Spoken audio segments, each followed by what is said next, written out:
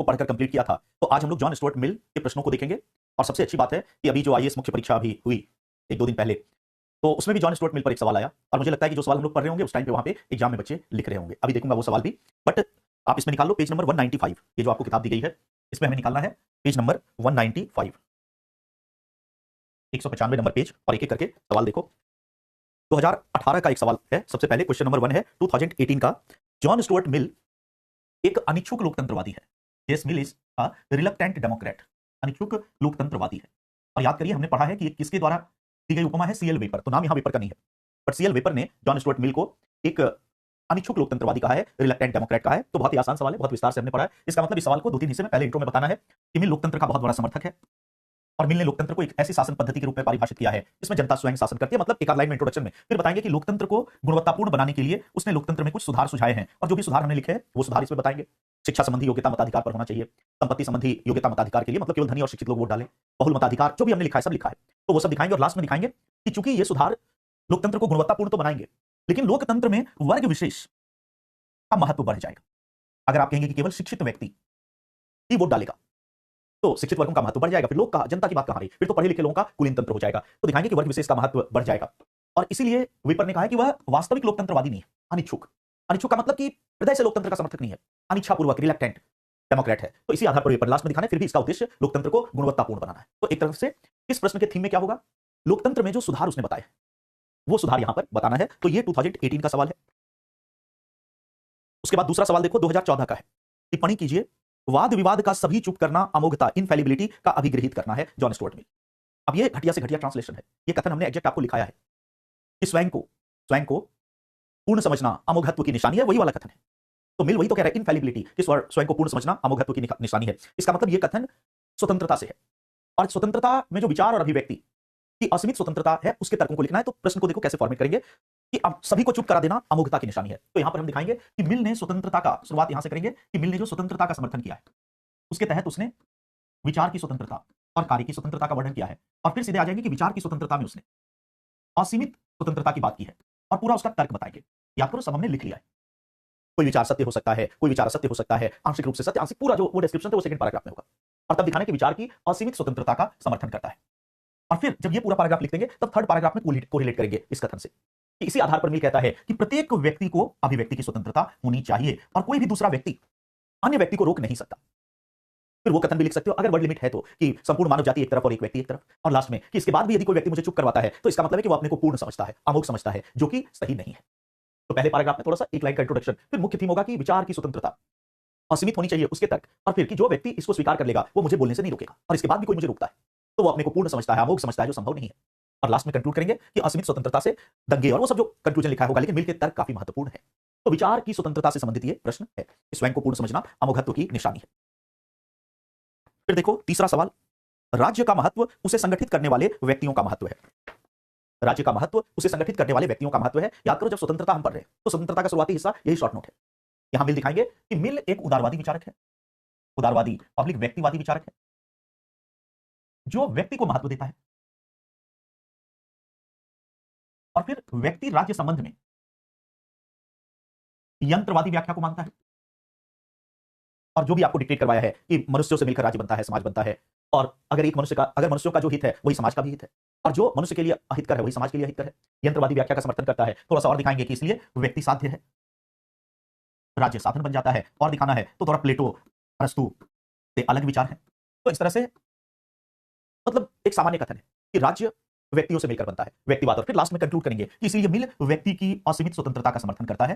कहां पे, विचार और अभिव्यक्ति में। क्यों, क्योंकि व्यक्ति इंपॉर्टेंट है, और इसीलिए स्व से संबंधित कार्य में भी असीमित स्वतंत्रता। तो थोड़ा सा लास्ट में स्वतंत्रता से कोरिलेट कर देंगे कि चूंकि व्यक्ति का हित ही समाज का हित है, इसीलिए व्यक्तियों को स्वतंत्र छोड़ना पड़ेगा। और इसलिए कहता है कि विचार और अभिव्यक्ति की स्वतंत्रता व्यक्ति पर निर्भर करेगी, असीमित होगी। स्व से संबंधित, पर से संबंधित कार्य को बताएंगे, स्व से संबंधित कार्य में भी व्यक्ति की स्वतंत्रता असीमित होगी, और इस तरह से एक व्यक्तिवादी विचार के रूप में आता है। तो इसको भी हमने डिक्टेट किया हुआ है। कहां पे किया हुआ है, स्वतंत्रता का इंट्रोडक्टरी पार्ट। फिर देखो चौथा सवाल 2005 का, टिप्पणी कीजिए, किसी मानव की कार्य स्वतंत्रता में, इस स्वतंत्रता की बात हो रही है, विचार की नहीं, कार्य की, व्यक्तिगत रूप से या सामूहिक रूप से हस्तक्षेप करने में मानव जाति के जिस एकमात्र उद्देश्य को औचित्यपूर्ण ठहराया जा सकता है वह है आत्मरक्षा। यहां पर कह रहा है कि किसी के कार्यों में, मतलब स्व से संबंधित, अगर हम हस्तक्षेप करेंगे तो उसका एकमात्र आधार होगा आत्मरक्षा। ये कथन भी आपको लिखवाया हुआ है। तो इंट्रोडक्शन में हम दिखाएंगे कि मिल ने स्वतंत्रता पर विचार देते हुए स्वतंत्रता के दो पहलू बताए हैं, विचार और कार्य। ये इंट्रोडक्शन होगा क्योंकि सवाल कार्य की स्वतंत्रता पर। फिर दिखाएंगे कि विचार की स्वतंत्रता असीमित है, बट इसका विस्तार नहीं करना है। क्यों? क्योंकि सवाल कार्य की स्वतंत्रता पर है। ये तो इंट्रोडक्शन हो गया। उसके बाद सेकंड हिस्से में आएंगे और यहां पर दिखाएंगे कि मिल कार्य की स्वतंत्रता के आधार पर मानव के कार्यों को दो हिस्से में बांटता है। पहला स्व से संबंधित, ये सब हम लिख चुके हैं, और दूसरा पर से संबंधित। फिर दोनों को डिफाइन करेंगे, वो भी हमने लिखा है, जिसका प्रभाव केवल व्यक्ति पर पड़े, मद्यपान वो सभी इसमें आएगा, पर जिसका अन्य व्यक्तियों पर पड़े। और फिर दिखाएंगे कि स्व से संबंधित कार्यों में अहस्तक्षेप होना चाहिए। समाज या राज्य व्यक्ति के स्व से संबंधित कार्य में हस्तक्षेप ना करे। तो शराब पी के लीवर खराब कर रहा है, करने दो। और लास्ट में दिखाएंगे कि किसी भी नैतिक सिद्धांत के आधार पर आप हस्तक्षेप नहीं कर सकते। आप ये नहीं कह सकते जो नीतीश कुमार कर रहा है कि समाज सुधार कर रहे हैं, समाज सुधार के नाम पर आप किसी के पर्सनल लाइफ में हस्तक्षेप नहीं कर सकते। हाँ, यदि उसका पर्सनल लाइफ समाज को प्रभावित करता है तो मिल करेगा। इसका मतलब कोई व्यक्ति अपनी पत्नी को पीटता है तो आप कह सकते हैं कि दूसरे को प्रभावित कर रहा है, वहां समाज सुधार चाहिए। लेकिन कोई व्यक्ति खुद शराब पी रहा है, कोई शोरगुल नहीं कर रहा है, घर में बैठा है, तो मिल कहेगा आप समाज सुधार के नाम पर उसको शराब पीने से नहीं रोक सकते। तो कोई नैतिक सिद्धांत समाज का नहीं चलेगा। इसी प्रकार कोई भौतिक सिद्धांत, याद करो ये सब वर्ड उसके कथन में हमने लिखा है कि किसी का फायदा हो नुकसान हो तो आप चिंता मत करो उसका फायदा नुकसान की, उसका पैसा खत्म हो रहा है। भौतिक नैतिक के आधार पर नहीं। तो पहले हिस्से में ये, दूसरे में दिखाएंगे कि अहस्तक्षेप होगा। लेकिन लास्ट में दिखाएंगे कि इस पूरी प्रक्रिया का केवल एक ही अपवाद है।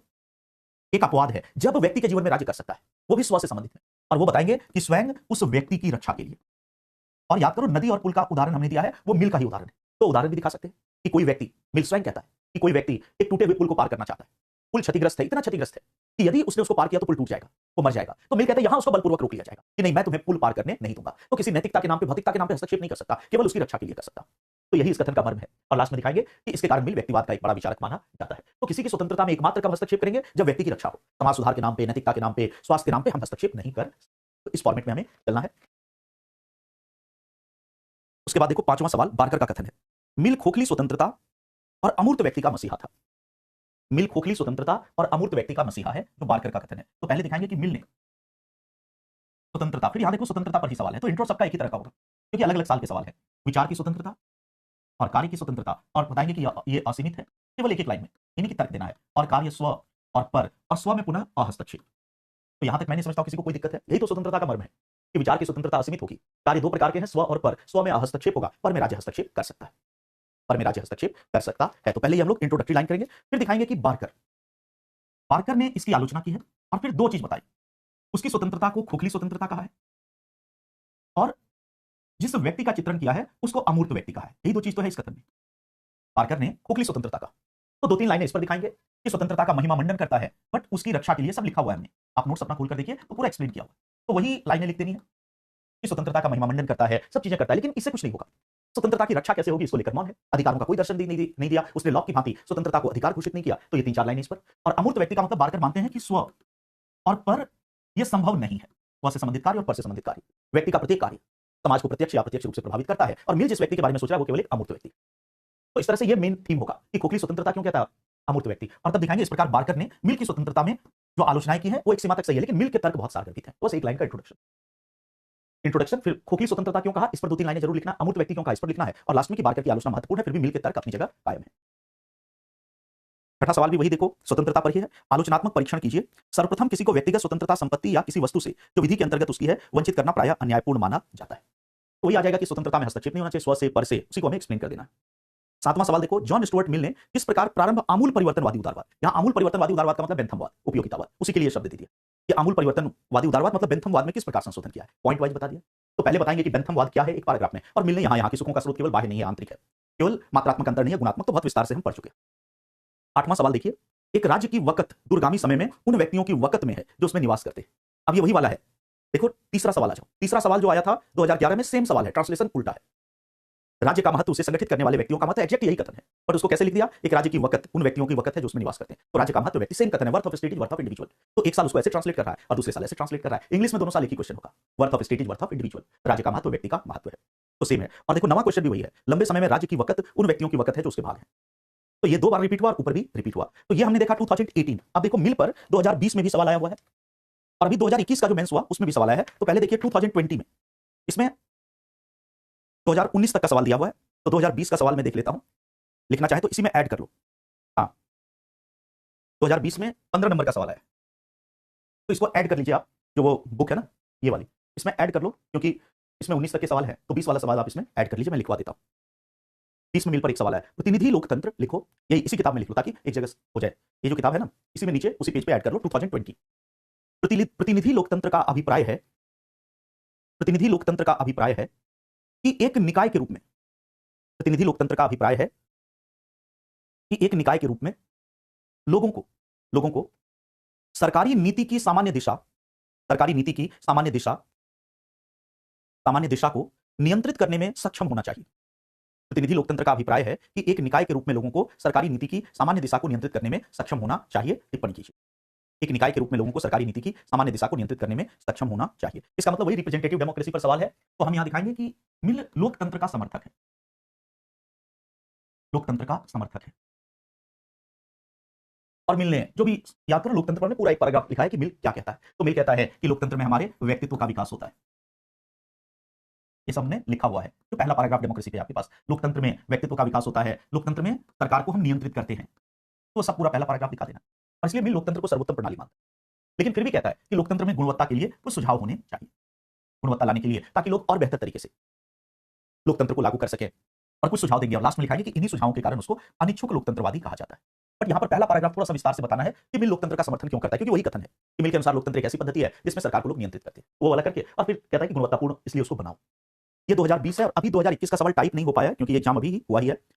तो मेरे पास व्हाट्सएप पे आया हुआ है क्वेश्चन, मैंने मंगवा लिया है, तो मैं व्हाट्सएप से आपको क्वेश्चन लिखवा देता हूं। 2021 में मिल पे एक सवाल अभी एग्जाम में आया है, और देखो कितना मजेदार सवाल है। शायद जिस दिन हम लोग मिल पढ़ रहे होंगे उसी दिन ये सवाल आया होगा, या उसके एक आध दिन के बाद या पहले। देखो फर्स्ट का ई 2021 लिख लो, अभी जो एग्जाम हुआ है 2021 महिला मताधिकार पर जेएस मिल के विचार, महिला मताधिकार पर जेएस मिल के विचार। बस डायरेक्ट इतना ही है क्वेश्चन। फर्स्ट का ई है, शॉर्ट नोट लिखना है, और बस 10 नंबर का क्वेश्चन है, 150 शब्द में। 150 का मतलब समझ सकते हो, मतलब एक पेज से भी थोड़ा सा कम, या लगभग एक पेज। महिला मताधिकार पर जेएस मिल के विचार, तो पूरा आपको डिक्टेट करवाया हुआ है। प्रथम नारीवादी कहलाता है, सब्जेक्शन ऑफ वुमेन किताब का नाम वो बताना है, फिर कैसे महिला मताधिकार का सभी अधिकारों का वो चारों तरफ भी दिखाने हैं कि महिला पर मतलब सभी अधिकार उसमें, मताधिकार, बाल के रंग के आधार पर भेद करना है, आंदोलन चलाया, उसके कारण 1919 और 1929 में सारे फैक्ट्स हमारे पास है। और जिस समय शायद हम ये पढ़ रहे होंगे उस समय बहुत सारे लोग एग्जाम में इसको लिख रहे होंगे, क्योंकि ये क्वेश्चन आने से पहले हम लोगों ने डिस्कस कर लिया था। शायद सेम डे में डिस्कस किया होगा, उससे एक दिन पहले डिस्कस किया, जिस दिन ये सवाल पूछा गया एग्जाम में, उसके बाद डिस्कस नहीं किया, उससे पहले किया। तो चलिए अच्छी बात है, तो इसको मैं नहीं समझता हूं, ये आपके पास पूरा डिक्टेट किया हुआ है। तो 2021 में आया है नारीवाद पर। अब देखो अभी तक नारीवाद पर नहीं आया था, थोड़ा सा याद करिए। इसमें हमने आपको 30 इयर्स का मिल को क्वेश्चन दिखाया ना, और देखो 21 में कहां से सवाल है, 30 इयर्स का इसमें सवाल है, इसमें नारीवाद पर एक बार भी नहीं आया। फिर भी मैं नारीवाद पढ़ाता आ रहा था मिल का, क्योंकि सब्जेक्शन ऑफ वुमेन उसकी किताब है। अभी इस बार आके पकड़ में आ गया ना सवाल, इस बार सवाल पकड़ में आ गया, तो इसलिए बहुत सारे टॉपिक्स में मैंने ऐसे टॉपिक करवाए जो अभी तक एग्जाम में नहीं पूछा, बट वो आज न कल पकड़ में आ जाएगा, आज न कल वो आ जाएगा। तो यहां इस बार आपने देखा कि 30 साल में मताधिकार पर सवाल नहीं था, इस बार मिलके सब्जेक्शन ऑफ वुमेन पर भी आ गया, क्योंकि तीन ही तो इंपॉर्टेंट किताबें हैं, मिलके बाकी भी है बट तीन इंपॉर्टेंट है, तो तीनों का थीम आएगा। सबसे इंपॉर्टेंट ऑन लिबर्टी बार बार सवाल आ रहा है, दूसरा रिप्रेजेंटेटिव गवर्नमेंट उस पर भी आ रहा है सवाल, इस बार सब्जेक्शन पे भी आ गया, और यूटिलिटेरियन का उसने जनरल क्रिटिक किया है, वो तो आता ही है। तो चलो अच्छी बात है कि यहाँ पे हम अब जॉन स्टुअर्ट मिल को भी छोड़ दें, और अब जो विचारक हमें पढ़ना है वो बहुत ही धुआंधार विचारक है, समय लेने वाला विचारक है, और केवल राजनीति विज्ञान में ही नहीं बल्कि वो पूरे हर जगह आपको हेल्प करेगा, चाहे जीएस हो, चाहे पॉलिटी हो, चाहे ऐसे हो, क्योंकि वो बहुत बड़े विचारक हैं। और उस विचारक का नाम है कार्ल मार्क्स। कार्ल मार्क्स, तो बहुत शॉर्ट में मार्क्स साहब की जीवनी जानेंगे। जीवनी से डायरेक्ट सवाल नहीं आता है, बट जीवनी कई बार हमें विचारक के विचार को समझने में मदद करता है। तो थोड़ा कार्ल मार्क्स की जीवनी को समझते हैं, और कार्ल मार्क्स का जीवन भी बड़ा उतार चढ़ाव से भरा रहा। तो देखो कार्ल मार्क्स की थोड़ी जीवनी को जानते हैं कि इन महानुभाव का जीवन काल है 1818 से लेकर 1883। 1818 में उसका जन्म हुआ और 1883 में उसकी मृत्यु हो गई। इसका मतलब हम कह सकते हैं कि कार्ल मार्क्स 19वीं शताब्दी का विचारक है, और ये जो शताब्दी है और इसकी समस्याएं है, हम देखेंगे मार्क्स के दर्शन में खूब दिखता है। मार्क्स की सेंचुरी का है 19वीं शताब्दी का। अब थोड़ा सा कोरिलेट करो तुम कि हॉब्स, लॉक, ये सब इससे पहले के हैं। मार्क्स 19वीं शताब्दी का विचारक है, और 19वीं शताब्दी पूंजीवाद के विजय की शताब्दी थी। विजय की शताब्दी का मतलब, मैं एक बार मैं यंत्र लगा दूं, वही मुझे लग रहा था कि ऐसा मैं परेशान क्यों अनुभव हो रहा हूं, उन्हें तो सुरक्षा चक्र लगा लेने से मैं थोड़ा सा अच्छा फील कर रहा हूं। 19वीं शताब्दी का विचारक है कार्ल मार्क्स। तो 19वीं शताब्दी में पूंजीवाद अपने पीक को पा चुका था, एकदम चरमोत्कर्ष पर पहुंच गया था पूंजीवाद। तो जिसमें हॉब्स लिख रहा है, लॉक लिख रहा है, उससे पूंजीवाद आगे बढ़ रहा है। लेकिन यहां तक आकर पूंजीवाद विजेता हो चुका है, और जब कोई चीज पीक पे पहुंच जाती है तो उसकी बुराइयां सामने आने लगती। तो हॉब्स और लॉक के समय पूंजीवाद की बुराइयां सामने नहीं आई थी, बट मार्क्स जिस 19वीं शताब्दी में लिख रहा है, यहां तक आकर पूंजीवाद की बुराइयां साफ दिखने लगी। और जो लॉक ने संपत्ति की असीमित स्वतंत्रता का प्रतिपादन किया था, याद करो, संपत्ति की असीमित स्वतंत्रता, जीवन स्वतंत्रता और संपत्ति, लॉक बोल रहा है, तो उसको अमेरिका के संविधान ने और विश्व के कई संविधानों ने मान्यता दी थी। मतलब यूरोप ने संपत्ति के असीमित अधिकार को स्वीकार कर लिया, पूंजीवाद बढ़ने लगा। बट इसका रिजल्ट क्या हुआ? इसके दो बड़े भयानक दुष्परिणाम हुए, इसके दो बड़े भयानक दुष्परिणाम हुए। पहला कि असमानता बहुत ज्यादा बढ़ गई, इनइक्वालिटी बढ़ गई। वाजिब है, जब आप कहोगे कि निजी संपत्ति होगी, असीमित होगी, तो कुछ लोग पूंजीपति थे वो टॉप पे पहुंच गए और कुछ लोग बहुत ही नीचे पहुंच गए। तो असमानता, उसमें आर्थिक असमानता ये बहुत ज्यादा बढ़ गई। और दूसरा इसका दुष्परिणाम हुआ कि मजदूरों की दयनीय स्थिति, ये 19वीं शताब्दी की एकदम प्रचलित चीज थी। दयनीय स्थिति इसलिए कि असमानता बहुत बढ़ गई और संपत्ति के असीमित अधिकार को मान्यता दे दी गई, सरकार की नीतियां पूंजीवाद समर्थक होने लगी। तो 20-20 घंटे काम करना पड़ता था, वो मार्क्स का दौर था। श्रम कानून ये सब कम थे और मजदूरों से 20-20 घंटा काम लिया जाता था, उनके अधिकारों की कोई रक्षा नहीं थी। तो मार्क्स का युग एक ऐसा युग है 19वीं शताब्दी जब पूंजीवाद का एक विकृत चेहरा दिखने लगा, विकृत चेहरा दिखने लगा है। और यहीं पर हम देखते हैं कि पूंजीवाद को चुनौती देने के लिए एक नई विचारधारा सामने आती है। पूंजीवाद को चुनौती देने के लिए एक नई विचारधारा आती है जिसको कहते हैं समाजवाद। तो सोशलिज्म जिस विचारधारा को हम कहते हैं समाजवाद, वो पूंजीवाद को चुनौती दे रही है। और खास करके किन चीजों को चुनौती दे रही है? इन चीजों को कि ये आपने बहुत ही गंदगी फैला दी, आपने आर्थिक असमानता कायम कर दिया, आपने असीमित संपत्ति की बात कर दी और आपने मजदूरों को दयनीय स्थिति में, मतलब समाज का बहुसंख्यक हिस्सा कीड़े मकोड़े की तरह रह रहा है। अब यहां पर देखो समाजवाद का जो प्रारंभिक रूप आया उसमें शामिल थे सेंट साइमन। ये सब चीजें आपको लिखनी है, ये जीवनी का ये हिस्सा प्रश्न में भी पूछ सकता है। सेंट साइमन, चार्ल्स फूरियर, ये सब मार्क्स से पहले के समाजवादी हैं। ध्यान रखना कि मार्क्स पहला समाजवादी नहीं है, उससे पहले भी बहुत लोग इन चीजों से दुखी थे। ये जो यूरोप में हो रहा था और अमेरिका में हो रहा था उससे बहुत सारे विचारक दुखी थे। मार्क्स से पहले के लोग हैं ये। कौन कौन? सेंट साइमन, एक ही व्यक्ति है, Saint Simon, Charles Fourier, Louis Blanc, इन लोगों का नाम लिख लो, लुई ब्लांक, ये सब मार्क्स से पहले वाले। Robert Owen, Robert Owen. इसका मतलब कि समाज में जो पूंजीवादी विकृति आ गई थी उसको इन लोगों ने देखा। इन लोगों ने देखा, Saint Simon, Charles Fourier, Louis Blanc, Robert Owen, और इन्होंने पूंजीवाद की आलोचना की। इन्होंने कहा कि पूंजीवाद ठीक नहीं है। तो मार्क्स अकेला नहीं है, मार्क्स तो बाद में आ रहा है, मार्क्स से पहले ये लोग बात कर रहे हैं। Saint Simon, Charles Fourier, Louis Blanc, Robert Owen, ये सब कह रहे हैं कि खत्म करो, पूंजीवाद गलत है और पूंजीवाद को समाप्त करने की बात कर रहे हैं। ये भी मार्क्स भी वही कहेगा कि फिर डिफरेंस क्या है अभी पता चलेगा और वहीं से प्रश्न भी पूछा जाएगा। अभी तक भले ही ना पूछा गया हो बट मैं फिर कह रहा हूं कि प्रश्न पूछा जाएगा। जैसे इस बार आपने देखा अभी 3-4 दिन पहले कैसे मिल के नारीवाद पे प्रश्न आया, 30 सालों से मिल के नारीवाद पे प्रश्न नहीं आ रहा था, एक बार भी नहीं आया था, अभी मिल के नारीवाद पे प्रश्न आ गया। तो ये सब हिस्से से अभी सवाल नहीं है बट आगे आएंगे। Saint Simon, Charles Fourier, Louis Blanc, Robert Owen, ये सब पूंजीवाद की आलोचना कर रहे थे यूरोप में ही, और ये सब पूंजीवाद को समाप्त करना चाहते थे। लेकिन पूंजीवाद कैसे समाप्त होगा? इसका मतलब पूंजीवाद की समाप्ति है, लेकिन कैसे? ये सवाल आएगा। भाई आप पूंजीवाद को खत्म करेंगे तो ये सब कह रहे हैं कि पूंजीवाद समाप्त होगा कैसे? तो ऊपर अब मैं लिख रहा हूं क्योंकि नीचे जगह नहीं है कि पूंजीवाद को ये कैसे समाप्त करना चाहते हैं। तो इन्होंने जो तरीके बताए उसमें पहला तरीका था हृदय परिवर्तन। इसका मतलब कि पूंजीपतियों को समझाया जाएगा, बुझाया जाएगा कि साहब ये गलत हो रहा है। मतलब ये संत किस्म के लोग थे, वो वाले गांधी जी टाइप के लोग थे। हृदय परिवर्तन, समझाना, हृदय परिवर्तन, उसको समझाना बुझाना, उस पर नैतिक दबाव डालना। इसका मतलब नैतिक दबाव, उसको कहना कि ये सब बुरा हो रहा है, इस तरह के साधन। इसका मतलब समस्या की पहचान तो हो गई थी। समस्या की पहचान Saint Simon, Charles Fourier, Louis Blanc, Robert Owen, इन लोगों ने कर ली थी और इन्होंने मान लिया कि ये जो समाज में गड़बड़ी है ये पूंजीवाद के कारण है। और ये भी जान लिया था कि पूंजीवाद को खत्म करना पड़ेगा। बट कैसे खत्म करोगे पूंजीवाद को? तो कोई ठोस तरीका नहीं। समस्या है, इलाज इनके पास नहीं। मार्क्स असली इलाज लेके आए कि हम देंगे डंडे वाली दवाई और सारे पूंजीपतियों को बताएंगे कि कैसे। बट ये हृदय परिवर्तन की बात कर रहे हैं कौन? ये सेंट साइमन, ये सब। और इसीलिए इनके तरीकों ने काम नहीं किया और मार्क्स ने ही इनको काल्पनिक समाजवादी कहा। यही पर आता है काल्पनिक या स्वप्न लोकीय समाजवाद। काल्पनिक या स्वप्न लोकीय, इंग्लिश वर्ड भी याद रखना कभी आ जाए, यूटोपियन सोशलिज्म। यूटोपियन सोशलिज्म क्या है, स्वप्न लोकीय समाजवाद क्या है?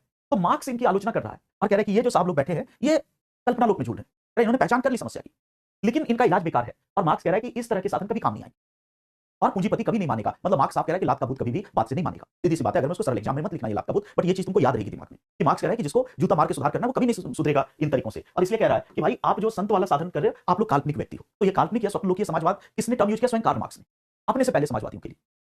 तो कहा कि ये काल्पनिक समाजवादी और इनके साधनों से कुछ नहीं होगा। तब कैसे होगा? तो मार्क्स ने नए तरीके बताए। आप देखोगे कि समझाने बुझाने की बात नहीं करती है और अभी नए तरीके पढ़ेंगे कि वर्ग संघर्ष, वो विस्तार से पढ़ेंगे।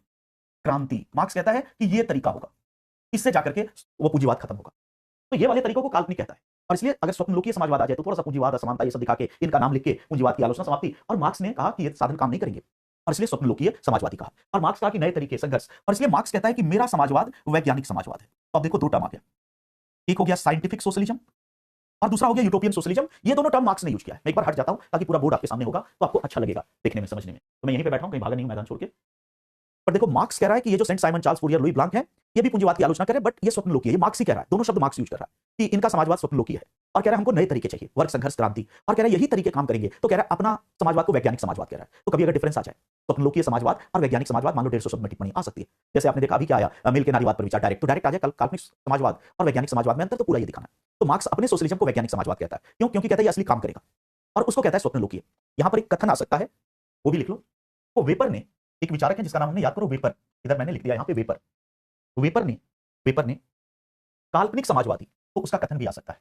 वेपर ने स्वप्नलोकीय समाजवादियों की, एक लाइन लिखो, तो वेपर ने स्वप्नलोकीय समाजवादियों की आलोचना करते हुए, वेपर ने स्वप्नलोकीय समाजवादियों, ये वाले, तो मार्क्स इन्हीं का आलोचक है, वेपर एक लेखक है, ये मार्क्स आदि का समकालीन, बहुत बात का लेखक है। देखो ये क्या टिप्पणी कर रहा है। वेपर ने स्वप्नलोकीय समाजवादियों की आलोचना करते हुए लिखा है, वेपर ने स्वप्नलोकीय समाजवादियों की आलोचना करते हुए लिखा है कि, इन्वर्टेड कॉमा में लिखो, क्या उसका एग्जैक्ट कथन है, वही कथन एग्जाम में आएगा। लिखा है कि, इन्वर्टेड कॉमा में लिखो, उन्होंने गुलाब के फूलों की तो कल्पना की, उन्होंने गुलाब के फूलों की तो कल्पना की, उन्होंने गुलाब के फूलों की तो कल्पना की, लेकिन उसके लिए जमीन तैयार नहीं की। उन्होंने गुलाब के फूलों की तो कल्पना की, लेकिन उसके लिए जमीन तैयार नहीं की, इन्वर्टेड कॉमा क्लोज कर दो। तो वेपर भी वही बात कह रहा है जो मार्क्स कह रहा है कि ये गुलाब के फूल की कल्पना कर रहे हैं क्या, कि समानता आएगी, मजदूरों का जीवन बेहतर होगा, पूंजीवाद खत्म होगा, यह गुलाब का फूल। तो गुलाब के फूलों की कल्पना की कि बेहतर समाज आएगा, लेकिन उसके लिए जमीन तैयार नहीं की, उसके लिए जो साधन बताए वो ये साधन है, और वेपर भी मानता है कि ये काम नहीं करेगा। जमीन किसने तैयार की, इसने, कि इससे काम होगा। तो अब एनीवे चलो, ये जीवनी का थोड़ा सा हिस्सा है, बट जीवनी से अगर कभी ऐसा प्रश्न आ जाए कि मार्क्स से पहले का समाजवाद, तो यही है मार्क्स से पहले का समाजवाद। स्वप्नलोकीय समाजवाद, यही है स्वप्नलोकीय समाजवाद। स्वप्नलोकीय और वैज्ञानिक में अंतर, तो यही है दोनों में अंतर। अब आते हैं कार्ल मार्क्स के जीवन पे।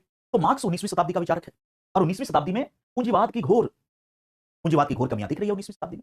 तो अब यहां पर पूरा मार्क्स का दर्शन पूंजीवाद विरोधी दर्शन है, पूरे दर्शन के केंद्र में पूंजीवाद की समाप्ति है, और वैज्ञानिक तरीके से समाप्ति है। वो वाला गांधी बाबा वाला नहीं है कि समझा बुझा के, और देखेंगे क्रांति हिंसा उसकी बात करता है, तो शॉर्ट में थोड़ा सा जीवन भी जानने की कैसे कैसे जीवन बीता, बट ये देखेंगे कि दर्शन का प्रेरक मुख्यतः यह है 19वीं शताब्दी।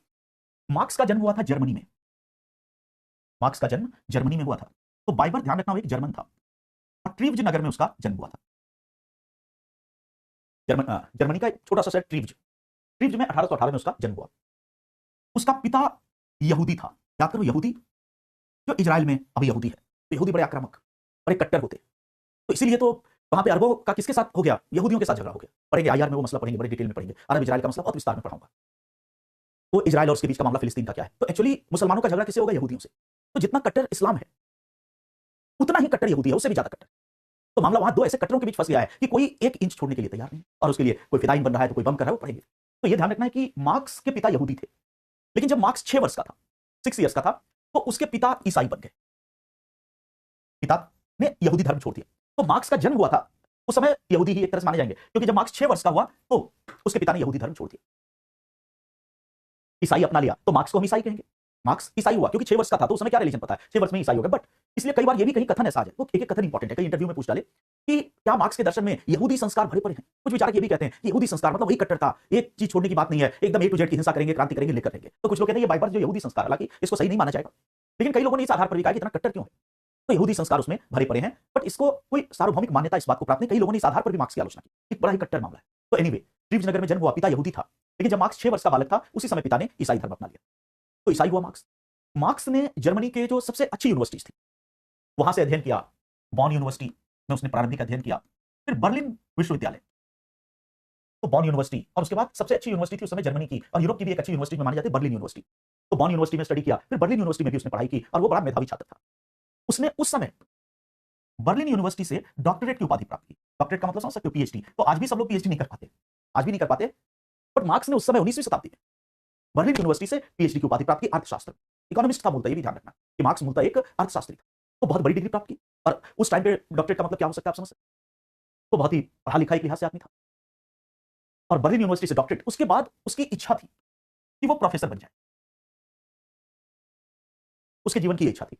बात सही है कि कोई भी उस लेवल पे पीएचडी वगैरह करेगा तो चाह रहा था कि बर्लिन यूनिवर्सिटी, बॉन मतलब किसी अच्छी यूनिवर्सिटी में प्रोफेसर की नौकरी मिल जाए। अगर मिल गई होती तो सारी क्रांति वहीं धरी की धरी रह सकती, मैं आपको यकीनन बताता हूं।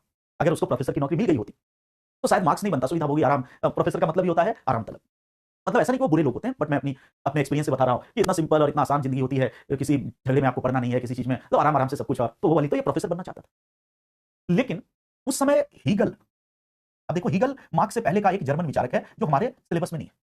इस बार के एसे में एक कथन आया, real is rational and rational is real. ध्यान दो, जो मैं बोला अभी, जो ऐसे हुआ है 4-5 दिन पहले जो एग्जाम हुआ है मेंस का, उसमें ऐसे बड़े अजीबोगरीब है। उसमें एक ऐसे आया है, real is rational, rational is real, जो भी उसका ट्रांसलेट किया, बट रियल इज रैशनल, ये इसी का कथन है, एग्जैक्ट इसी का कथन हीगल का। हीगल मार्क्स से पहले का जर्मन विचारक है, और हीगल बड़ा प्रसिद्ध विचारक था, देखेंगे उसका प्रभाव भी मार्क्स पे दिखेगा। हीगल बड़ी लंबी चौड़ी दर्शन की बात कर रहा था, लेकिन हीगल अध्यात्मवादी था। अध्यात्मवादी का मतलब गॉड वगैरह के संदर्भ में उसका सारा दर्शन। और वो जो real is rational, rational is real बता रहा है, तो रियल का मतलब है परमात्मा और रैशनल का मतलब है चराचर जगत। तो कह रहा है रियल इज रैशनल, रैशनल मतलब वही परमात्मा चराचर जगत में अभिव्यक्त हो रहा है। तभी तो इससे भी पूछा फिलोसफी। तो हीगल के दर्शन का बड़ा बोलबाला था। मार्क्स भी हीगल को मानता था, लेकिन मार्क्स गॉड वगैरह को नहीं मानता था। मार्क्स हम देखेंगे कट्टर नास्तिक, ईश्वर विरोधी था। तो हीगल के बहुत सारी चीजों को मानता था, बट ये जो कह रहा है कि ये जो चराचर जगत और ये सब की बात कर रहा है, ये सब बेकार है। मार्क्स भौतिकवादी था। तो एक तरह से, और उस समय जो बर्लिन और बॉन यूनिवर्सिटी थी, वहां हीगल के विचार वाले प्रोफेसर जाते थे, दबदबा उनका था। यहां मार्क्स बिल्कुल उसकी जड़ खोदने के लिए अपना सारा ज्ञान निकाल रहा है। अच्छा, पार्टी पॉलिटिक्स हर जगह यूनिवर्सिटी में होती है, आज भी होती है, इंडिया में तो बहुत ज्यादा होती है। जब तक आपके पास किसी प्रोफेसर, बड़े प्रोफेसर की पूंछ आपने नहीं पकड़ रखी है दिल्ली विश्वविद्यालय में, ये फैक्ट मैं आपको बता रहा हूं, तब तक आपको नौकरी नहीं मिलेगी, क्योंकि वही पूंछ है जो बेहतर नहीं पार कराती है। तो ये चेलावाद, गुरुडम बहुत ज्यादा एकेडमिक्स। तो कहने का मतलब उस समय भी रहा होगा। तो हीगलवादी दल हावी था, और मार्क्स हीगल को मानता भी था, लेकिन मार्क्स नास्तिक वाला था, हीगल का वो अध्यात्म नहीं मानता। तो उस राजनीति के कारण मार्क्स को प्रोफेसर का पद नहीं मिला। तो इसमें पूरा टैलेंट था, इसको बनना चाहिए था, बहुत ही विद्वान आदमी था, इतनी बड़ी पीएचडी करके बैठा था, हर तरह से एलिजिबल था, बट उस समय की यूनिवर्सिटी की पॉलिटिक्स ने इसको प्रोफेसर का पद नहीं मिला। तो अब देखो वहीं से एक प्रकार से समाज के प्रति इसमें विद्रोह आया कि इतना एलिजिबल है, बात सही है, ये सब चीज एलिजिबल है, बट केवल इसलिए नहीं मिल रहा है कि विचार अलग है। बहुत निराश हुआ। फिर इसने जर्मनी छोड़ दिया, फ्रांस चलाया। फ्रांस में इसने शब्दकोश आदि का संपादन किया, पत्रकारिता, कई चीज की, और आखिर में 1845 में यह व्यक्ति ब्रिटेन आ गया। यहां से माना जाता है कि इसके जीवन का एक दूसरा दौर शुरू। 1845 में ये ब्रिटेन आ गया, लंदन। और ब्रिटेन में इसकी भेंट, इसकी मुलाकात एक अन्य व्यक्ति से हुई जिसका नाम था फ्रेडरिक एंगल्स। अब देखो मार्क्स के साथ इसका नाम अभिन्न रूप से जुड़ा हुआ है, इसका फ्रेडरिक एंगल्स। तो मार्क्स बाय बर्थ एक जर्मन था, जर्मनी में पढ़ा लिखा, बट वहां कुछ हुआ नहीं, फिर फ्रांस आया, फिर आखिर में ब्रिटेन आ गया। और ब्रिटेन में एक व्यक्ति था फ्रेडरिक एंगल्स, उससे इसकी भेंट हुई। तो फ्रेडरिक एंगल्स कौन है? ब्रिटिश है। अच्छा, ये भी देखो विरोधाभास कि फ्रेडरिक एंगल्स एक बहुत बड़ा पूंजीपति था। एंगल्स एक पूंजीपति था, और इस समय तक मार्क्स के ये मतलब विचारों में आ चुका था कि ये जो दुनिया में सारी समस्याएं, इसकी जड़ में पूंजीवाद है। तो पूंजीवाद को समस्त समस्याओं की जड़ मानता था। मार्क्स तो एक फक्कड़ आदमी था, भाई इसको कोई ना नौकरी है ना कुछ है, घूम रहा है। एंगल्स एक पूंजीपति था, लेकिन एंगल्स के विचार मार्क्स के समान थे। अब देखो कि यही पर बात आती है कि ऐसा नहीं कि जमींदार जमींदारी का विरोधी नहीं होगा, बल्कि भारतीय राष्ट्रीय आंदोलन में हम देखते कई, या पूरे भारत का इतिहास पढ़ोगे तो जमींदारों के बेटे साम्यवादी बने। तो होता है, क्योंकि हो सकता है कि कोई जमींदार का बेटा है तो उसने असली जमींदारी शोषण को देख लिया, उसको समझ में आ गया कि जमींदारी कितनी घटिया चीज है, और अगर वो अच्छा इंसान है तो भले जमींदार का बेटा है, खुद जमींदारी है, लेकिन वो जमींदारी के खिलाफ खड़ा हो जाएगा। तो शायद कुछ एंगल्स में भी ऐसा ही रहा होगा कि फ्रेडरिक एंगल्स खुद पूंजीपति था, लेकिन मार्क्स के समान विचार रखता था, और एंगल्स भी मानता था कि सारी समस्याओं की जड़ में पूंजीवाद है और विश्व से पूंजीवाद की समाप्ति जरूरी है। तो अब देखो यहां पे अब एक से दो हो गए, एक से भले दो, मार्क्स और एंगल्स, और एक दूसरे का पूरक हो गया। पूरक इसलिए हो गया कि ये पैसा कमा रहा है, इसके पास खूब पैसा है, और ये बात भी सही कि उस समय भी बिना पैसे के तुम्हारा लेखन कार्य कैसे होगा, पब्लिकेशन कैसे होगा, सब चीजें हैं। तो ये एक तरह से इसने मार्क्स की आर्थिक चिंता को दूर कर दी, ताकि मार्क्स तुम्हारे पास दिमाग है, तुम्हारे पास कलम है, तुम लिखो जाकर के, और कैसे बदला जाएगा हम दोनों मिलकर। और इन दोनों ने योजना बनाई कि हम पूंजीवाद को पूरी दुनिया से खत्म करें। तो मार्क्स को कहा कि तुम उसका तरीका ढूंढो, दर्शन निकालो, कैसे पूंजीवाद खत्म होगा, और बाकी जिंदगी की चिंताओं से तुम निश्चिंत हो जाओ। तो इसलिए मार्क्स ने पूरे जीवन उसके बाद कोई नौकरी, कोई काम नहीं किया, और उसने अपना पूरा जीवन लेखन में और इस बात में लगा दिया, इसका उपाय खोजने में लगा दिया कि पूंजीवाद कैसे खत्म होगा। और तब हम देखते हैं बहुत ही शानदार दर्शन लेकर आया, और उसका सारा आर्थिक नीड्स को कौन पूरा करता है? एंगल्स। और अंत में लंदन में ही मार्क्स की मृत्यु हो गई 1883 में। उसके जीवन काल में कहीं पर भी वो मानता था कि क्रांति के द्वारा पूंजीवाद खत्म होगा, पर उसके जीवन काल में कहीं कोई क्रांति नहीं होगा। लेकिन उसके मरने के 50 वर्षों के भीतर 1917 में रूस में साम्यवादी क्रांति हो गई, फिर चीन में साम्यवादी, ये सब मार्क्स के विचारों पर। और फिर तो एक समय ऐसा था, जब आईआर पढ़ेंगे इंटरनेशनल रिलेशंस, तो एक समय ऐसा था कि दुनिया दो गुटों में बट गई, और एक गुट के पीछे मार्क्स की विचारधारा थी। मार्क्स की मृत्यु के बाद सोवियत संघ, चीन, सब एक गुट में हो गए, Romania, Bulgaria, Poland, Hungary, Czechoslovakia, आधा यूरोप लाल हो गया। लाल का मतलब मार्क्स ने क्रांति, लाल रंग उसका था, तो इसलिए साम्यवाद को लाल बोलते हैं। तो रेड विचारधारा, रेड आइडियोलॉजी, तो पूरा एक तरह से आधा यूरोप लाल हो गया। सोवियत संघ जो दुनिया का सबसे बड़ा देश था वो लाल हो गया, एशिया का सबसे बड़ा देश चीन लाल हो गया। तो एक समय ऐसा था कि लाल धब्बा बढ़ता जा, लेकिन आज हम देखते हैं फिर लाल धब्बा सिमटता जा रहा है। तो नक्सलिज्म भी विचारधात्मक रूप से उसी से प्रेरित है। तो फ्रेडरिक एंगल्स और इसने मिलकर, और वही मार्क्स ने, तो जीवन काल में नहीं हुआ लेकिन बाद में काफी उसके विचार हुए, और आज वह विश्व का एक बड़ा विचारक माना जाता है। अब देखो उसकी किताबों की यदि बात करें तो बहुत सारी किताबें उसने लिखी, लेकिन दो किताबें सबसे इंपॉर्टेंट है। एक है दास कैपिटल। तो दास कैपिटल का मतलब, दास का मतलब होता है द, जर्मन में लिखा इसने, तो जर्मनी में दास का मतलब इंग्लिश में द होता है, तो द कैपिटल कह सकते हैं। 3 खंडों में लिखी गई, वॉल्यूम 1, वॉल्यूम 2, वॉल्यूम 3, बहुत मोटा ग्रंथ। तो कैपिटल 3 वॉल्यूम में मोटा मोटा लिखा गया। तो मुख्य उसकी किताब का नाम क्या है? दास कैपिटल आए वो भी सही है, द कैपिटल आए वो भी सही है, और कई जगह कैपिटल लिखते हैं, तो हिंदी में केवल कैपिटल लिखेंगे वो भी सही है। तो सबसे पहली और प्रमुख पुस्तक जिसमें ज्यादातर विचार है वो है कैपिटल, या दास कैपिटल या द कैपिटल। इसके अलावा दूसरी सबसे प्रमुख किताब है कम्युनिस्ट मैनिफेस्टो या साम्यवादी घोषणा पत्र। कम्युनिस्ट मैनिफेस्टो, हिंदी में कहेंगे साम्यवादी घोषणा पत्र, कम्युनिस्ट मैनिफेस्टो या साम्यवादी घोषणा पत्र। इसके अलावा बहुत सारी किताबें हैं, एडिथ Brumaire of Louis Bonaparte, poverty of philosophy, but हम किताबों, ये दो किताबें ऐसी हैं जिसमें उसका दर्शन से संबंधित राजनीतिक हिस्सा पाया जाता है। तो ये हमने कार्ल मार्क्स का जीवन परिचय देखा, और जिसके बारे में कहा जाता है कि आधी दुनिया उसे देवता की तरह पूजती है। एक वक्त था जब उसका दबदबा था, मतलब उसके मरने के बाद उसकी विचारधारा का, जहां वो मजदूर उसको मसीहा मानते कि हमारी मुक्ति इसी के विचारधारा से होगी। विश्व के लगभग सभी देशों में उसके विचारों पर आधारित राजनीतिक दल बने। भारत में भी साम्यवादी दल बनाया। साम्यवादी वही है, मार्क्सवादी साम्यवादी एक ही। तो भारत में भी साम्यवादी दल बना, एक समय काफी प्रभावशाली भी था। यूरोप के ज्यादातर देशों में साम्यवादी दल बना।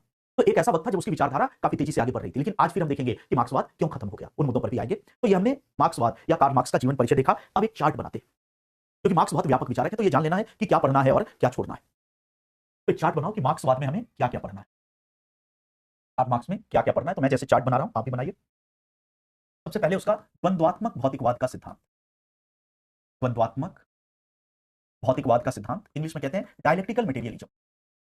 पहली चीज या पहला सिद्धांत है द्वंद्वात्मक भौतिकवाद, इंग्लिश में कहेंगे डायलेक्टिकल मटेरियलिज्म। दूसरा है ऐतिहासिक भौतिकवाद। अब द्वंद्वात्मक की जगह यहां कौन सा शब्द आ गया, ऐतिहासिक भौतिकवाद का सिद्धांत। इसी को कहते हैं आर्थिक निर्धारणवाद, एक ही चीज है, आर्थिक निर्धारणवाद। और इसी के लिए एक और शब्द आता है आर्थिक नियतिवाद, नियतिवाद। तो दूसरा सिद्धांत मार्क्स का है ऐतिहासिक भौतिकवाद, और इसको इंग्लिश में कहते हैं हिस्टोरिकल मटेरियलिज्म, हिस्टोरिकल मटेरियलिज्म। और उसी को कहते हैं आर्थिक निर्धारणवाद, उसी को कहते हैं आर्थिक नियतिवाद, इंग्लिश में कहते हैं इकोनॉमिक डिटर्मिनिज्म। तो हिस्टोरिकल मटेरियलिज्म या इकोनॉमिक डिटर्मिनिज्म ये दूसरी थियरी है। पहला है डायलेक्टिकल मटेरियलिज्म, यहां है हिस्टोरिकल मटेरियलिज्म, द्वंद्वात्मक भौतिकवाद, इधर ऐतिहासिक भौतिकवाद। तीसरा उसका महत्वपूर्ण सिद्धांत है अतिरिक्त मूल्य का सिद्धांत, थियरी ऑफ सरप्लस वैल्यू, अतिरिक्त मूल्य का सिद्धांत, थियरी ऑफ सरप्लस वैल्यू। इस पर भी प्रश्न आ सकता है, अतिरिक्त मूल्य का सिद्धांत। चौथा है मार्क्स के दर्शन में वर्ग संघर्ष का सिद्धांत, थियरी ऑफ क्लास स्ट्रगल, वर्ग संघर्ष का सिद्धांत। इस पर भी हमें विस्तार से पढ़ना है। फिर आता है मार्क्स का क्रांति का सिद्धांत, थियरी ऑफ रिवॉल्यूशन, क्रांति का सिद्धांत, रिवॉल्यूशन। फिर आता है सर्वहारा की तानाशाही, सर्वहारा का मतलब मजदूर, सर्वहारा की तानाशाही का सिद्धांत, इंग्लिश में कहते हैं डिक्टेटरशिप ऑफ प्रोलेटेरिएट, सर्वहारा की तानाशाही या डिक्टेटरशिप ऑफ प्रोलेटेरिएट। और उसके बाद है आदर्श साम्यवादी अवस्था, आइडियल कम्युनिस्ट सोसाइटी, आदर्श साम्यवादी अवस्था, आइडियल कम्युनिस्ट सोसाइटी, आदर्श साम्यवादी अवस्था या आइडियल कम्युनिस्ट सोसाइटी। फिर इसी को आगे ले चलते हैं।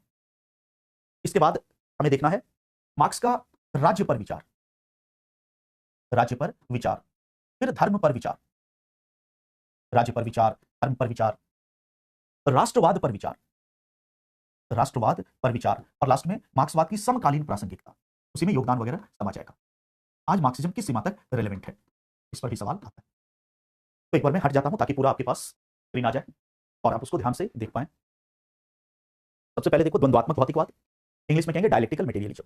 दूसरा ऐतिहासिक भौतिकवाद या आर्थिक निर्धारणवाद या आर्थिक नियतिवाद, हिस्टोरिकल मटेरियलिज्म या इकोनॉमिक डिटर्मिनिज्म। तीसरा अतिरिक्त मूल्य या सरप्लस वैल्यू। चौथा वर्ग संघर्ष या क्लास स्ट्रगल। पांचवा क्रांति। छठा सर्वहारा की तानाशाही। सातवां आदर्श साम्यवादी अवस्था, फिर राज्य पर विचार, धर्म पर विचार, राष्ट्रवाद पर विचार और समकालीन प्रासंगिकता। इंग्लिश में कहे तो डायलेक्टिकल मटेरियलिज्म। दूसरा हिस्टोरिकल मटेरियलिज्म या इकोनॉमिक डिटर्मिनिज्म। तीसरा सरप्लस वैल्यू। चौथा क्लास स्ट्रगल। पांचवा रिवॉल्यूशन। छठा डिक्टेटरशिप ऑफ प्रोलेटेरिएट। सातवां आइडियल कम्युनिस्ट सोसाइटी। फिर views on state, views on religion, views on nationalism, और फिर लास्ट में कंटेम्पररी रेलेवेंस ऑफ मार्क्सिज्म। आज मार्क्सवाद किस सीमा तक प्रासंगिक है या नहीं है। तो चलो अब मैं समझता हूं कि एक एक करके हमें मार्क्स को पढ़ना शुरू कर देना चाहिए। तो मार्क्स में काफी सारी चीजें हैं, बहुत ज्यादा चीजें मार्क्स में है। तो चार्ट उम्मीद करता हूं सबने बना लिया है। अब हम यहां से शुरू करेंगे द्वंद्वात्मक भौतिकवाद से। हेडिंग दीजिए द्वंद्वात्मक भौतिकवाद या डायलेक्टिकल मटेरियलिज्म। द्वंद्वात्मक भौतिकवाद, इंग्लिश में है डायलेक्टिकल मटेरियलिज्म। द्वंद्वात्मक भौतिकवाद या डायलेक्टिकल मटेरियलिज्म, पहले इसको लिखते हैं द्वंद्वात्मक भौतिकवाद या डायलेक्टिकल मटेरियलिज्म। डायलेक्टिकल मटेरियलिज्म इसको लिखो। तो द्वंद्वात्मक भौतिकवाद, द्वंद्वात्मक भौतिकवाद मार्क्सवाद, मार्क्सवाद की दार्शनिक आधारशिला है। द्वंद्वात्मक भौतिकवाद मार्क्सवाद की दार्शनिक आधारशिला है, दार्शनिक आधारशिला है। यह सामाजिक परिवर्तन का सिद्धांत है। It is a theory of social change. यह सामाजिक परिवर्तन का सिद्धांत है, सामाजिक परिवर्तन का सिद्धांत है, जिसमें द्वंद्वात्मक शब्द, जिसमें द्वंद्वात्मक शब्द परिवर्तन की प्रक्रिया को दिखाता है, जिसमें द्वंद्वात्मक शब्द परिवर्तन की प्रक्रिया को दिखाता है, प्रक्रिया को दिखाता है।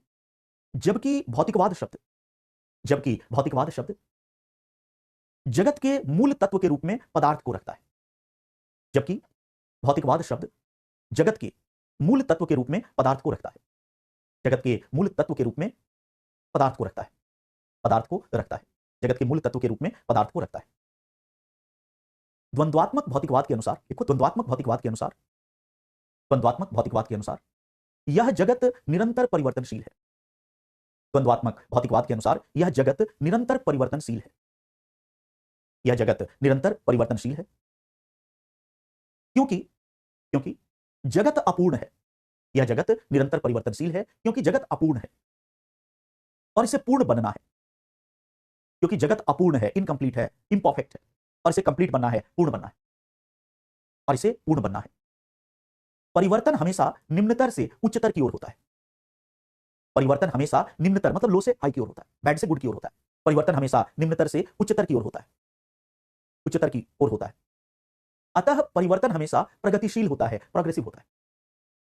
अतः परिवर्तन हमेशा प्रगतिशील होता है, प्रगतिशील होता है। परिवर्तन हमेशा निम्नतर से उच्चतर की ओर होता है और परिवर्तन हमेशा प्रगतिशील होता है। परिवर्तन का मूल कारण, परिवर्तन का मूल कारण वस्तु में पाया जाने वाला अंतर्विरोध है। परिवर्तन का मूल कारण वस्तु में पाया जाने वाला अंतर्विरोध, कॉन्ट्राडिक्शन।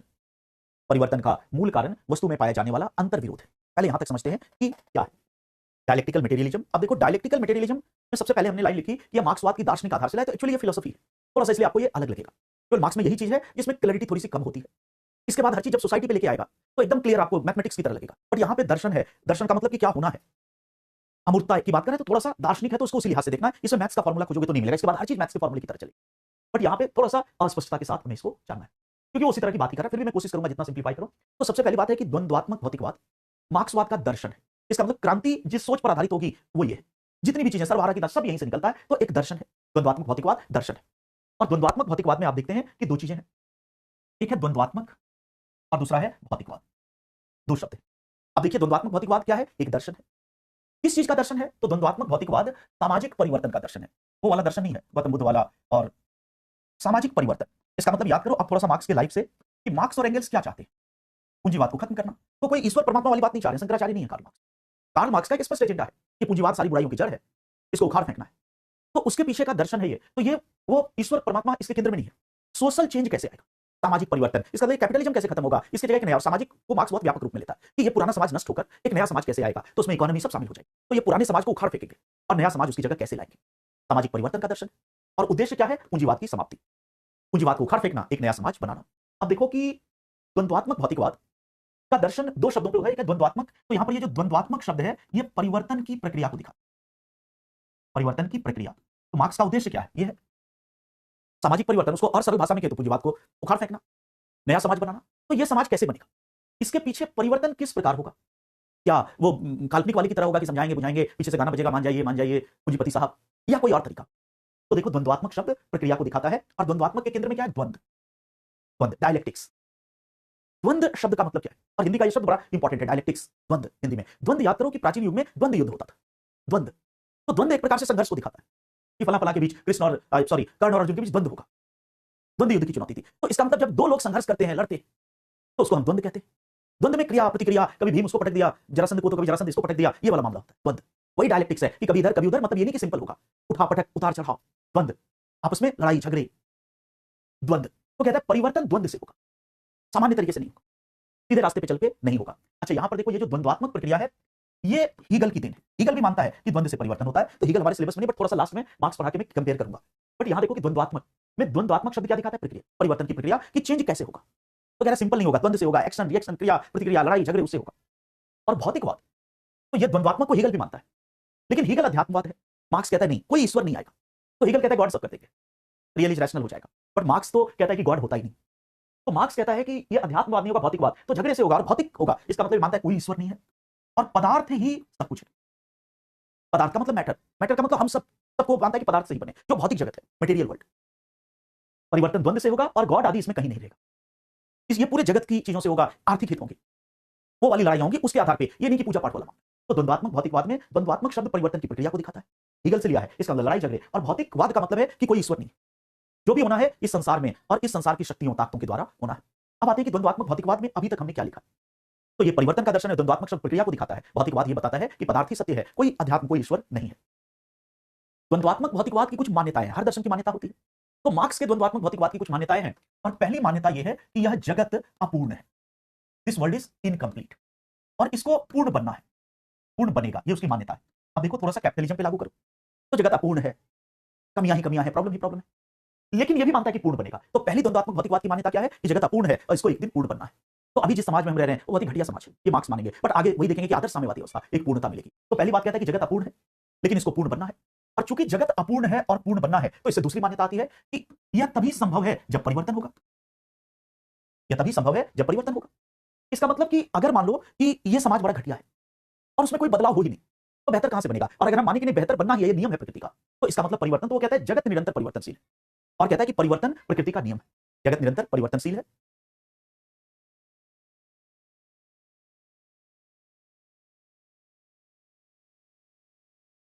जगत अपूर्ण है, इसको पूर्ण बनना है, और जगत परिवर्तनशील है। क्यों परिवर्तनशील है? क्योंकि परिवर्तन होगा तभी तो पूर्णता आएगा। तो पहली मान्यता कि जगत अपूर्ण है, इसको पूर्ण बनना है। फिर कहता है परिवर्तनशील है, फिर कहता है परिवर्तन हमेशा प्रगतिशील होगा। अब देखो प्रोग्रेसिव वर्ड का मतलब यह है कि हमेशा बेहतर के लिए होगा। क्यों? क्योंकि अपूर्ण से पूर्ण बनना है। तो 100 कमियां हैं, फिर 90 कमियां होंगी, फिर 80 कमियां होंगी, फिर 50 होंगी, आके फिर लास्ट में कोई कमी नहीं रहेगी। इसी को कहते हैं प्रगतिशील। इसका मतलब मार्क्स परिवर्तन को बड़ा अच्छा मानता है और वो कहता है परिवर्तन हमेशा अच्छे के लिए होता है। तो कहता है जगत परिवर्तनशील है, निरंतर बदल रहा है, निरंतर बेहतर हो रहा है, और तब कहता है कि एक समय ऐसा आएगा कि कैपिटलिज्म खत्म हो जाएगी। तो पहली मान्यता क्या है द्वंद्वात्मक भौतिकवाद की? कि जगत अपूर्ण है लेकिन पूर्ण बनना है। पूर्ण तभी बनेगा जब चेंज होगा। तो दूसरा कह रहा है कि जगत परिवर्तनशील है। तीसरा कि चूंकि अपूर्ण से पूर्ण बनेगा इसलिए परिवर्तन अच्छा होगा, बुरा नहीं। तो परिवर्तन निम्न से उच्च की ओर हो रहा है, हीन से श्रेष्ठ की ओर हो रहा है, इसी को कहता है प्रोग्रेसिव। और अंत में कहता है कि इस परिवर्तन के केंद्र में अंतर विरोध है। क्यों? ये संसार बदल रहा है, तो कह रहा है संसार में कॉन्ट्रडिक्शन है, अंतर विरोध है, कमियां हैं, और उन अंतर विरोधों के कारण ही संसार बदल रहा है, क्योंकि अंतर विरोध को खत्म करना है। तो चार चीजें याद रखनी है जो हमने लिखवाया उसी को पहला पैराग्राफ में। अब उसको सिंप्लीफाई कर रहे हैं कि सामाजिक परिवर्तन का दर्शन है। मानता है कि जगत अपूर्ण है, पूर्ण बनेगा, ये पहली मान्यता। दूसरी मान्यता कि परिवर्तनशील है ये जगत, अभी तो अपूर्ण से पूर्ण बनेगा। तीसरा कि परिवर्तन हमेशा बेहतर के लिए है, निम्न से उच्च की ओर। और आखिर में कि अंतर विरोध से ही परिवर्तन होगा। इसका मतलब पूंजीवाद से अगली अवस्था अच्छी होगी, प्रगतिशील होगी, और अंत में ये लड़ाई झगड़े से ही चेंज होगा। तो ये पहला पैराग्राफ आपने लिखा वो है। अब आगे लिखो पैराग्राफ बदलकर। द्वंद्वात्मक भौतिकवाद के अनुसार, द्वंद्वात्मक भौतिकवाद के अनुसार जगत का विकास, जगत का विकास, द्वंद्वात्मक भौतिकवाद के अनुसार जगत का विकास एक त्रिस्तरीय, जगत का विकास एक त्रिस्तरीय प्रक्रिया, इसी के लिए वर्ड आता है त्रिक या ट्राइड। तो कभी ये वर्ड आ जाए मार्क्सिज्म में कि ट्राइड क्या है तो घबराना नहीं। तो जगत का विकास एक त्रिस्तरीय प्रक्रिया, त्रिस्तरीय प्रक्रिया, और ब्रैकेट में उसी को क्या लिखोगे? त्रिक या ट्राइड। त्रिक का मतलब जिसके तीन अंग हो। तो जगत का विकास एक त्रिस्तरीय प्रक्रिया, और उसी को क्या कहते हैं? ट्राइड, त्रिक। एक त्रिस्तरीय प्रक्रिया या एक त्रिक के रूप में होता है, एक त्रिक के रूप में होता है जिसके तीन तत्व हैं: वाद, थीसिस, प्रतिवाद, एंटीथेसिस, और संवाद, सिंथेसिस। वाद, प्रतिवाद और संवाद, सिंथेसिस। जगत का विकास एक त्रिस्तरीय प्रक्रिया के रूप में होता है जिसके तीन चरण हैं, तीन स्तर हैं। कौन कौन सा? पहला लिखो वाद या थीसिस, दूसरा प्रतिवाद या एंटीथेसिस, और तीसरा संवाद या सिंथेसिस, संवाद या सिंथेसिस। अब पैराग्राफ बदलकर कुछ चीजें लिखिए। तो वाद प्रारंभिक अवस्था है, ये जो वाद है, थीसिस, पैराग्राफ चेंज करके लिखो। वाद प्रारंभिक अवस्था है, प्रारंभिक अवस्था है। वाद में ही उसका अंतर विरोध निहित होता है, वाद में ही उसका अंतर विरोध निहित होता है, अंतर विरोध निहित होता है, जिसे प्रतिवाद कहते हैं। वाद में ही उसका अंतर विरोध निहित होता है जिसे प्रतिवाद कहते हैं, जिसे प्रतिवाद कहते हैं। वाद और प्रतिवाद आपस में एक दूसरे के विरोधी होते हैं, वाद और प्रतिवाद एक दूसरे के विरोधी होते हैं, वाद और प्रतिवाद एक दूसरे के विरोधी होते हैं, जिसके कारण इनके बीच संघर्ष या द्वंद्व होता है, जिसके कारण इनके बीच संघर्ष या द्वंद्व होता है, जिसके कारण इनके बीच संघर्ष या द्वंद्व होता है। द्वंद्व से एक नई अवस्था जन्म लेती है, द्वंद्व से एक नई अवस्था जन्म लेती है जिसे संवाद कहते हैं, द्वंद्व से एक नई अवस्था जन्म लेती है जिसे संवाद कहते हैं, द्वंद्व से एक नई अवस्था जन्म लेती है जिसे संवाद कहते हैं, जिसे संवाद कहते हैं। संवाद वाद से बेहतर है, संवाद वाद से बेहतर है, वाद से बेहतर है। क्योंकि क्योंकि इसमें वाद के, संवाद वाद से बेहतर है क्योंकि इसमें वाद के अनेक अंतर विरोधों का समाधान हो जाता है। संवाद वाद से बेहतर है क्योंकि इसमें अनेक अंतर विरोधों का समाधान हो जाता है, अनेक अंतर विरोधों का समाधान हो जाता है। लेकिन यह पूर्ण नहीं है, लेकिन यह पूर्ण नहीं है, लेकिन यह पूर्ण नहीं है, और इसमें अनेक अंतर विरोध बचे रह जाते हैं।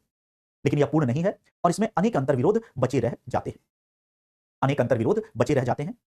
यह पूर्ण नहीं है और इसमें अनेक अंतर विरोध बचे रह जाते हैं, जिसके कारण यह एक नया वाद बन जाता है, जिसके कारण यह एक नया वाद बन जाता है, जिसके कारण यह एक नया वाद बन जाता है।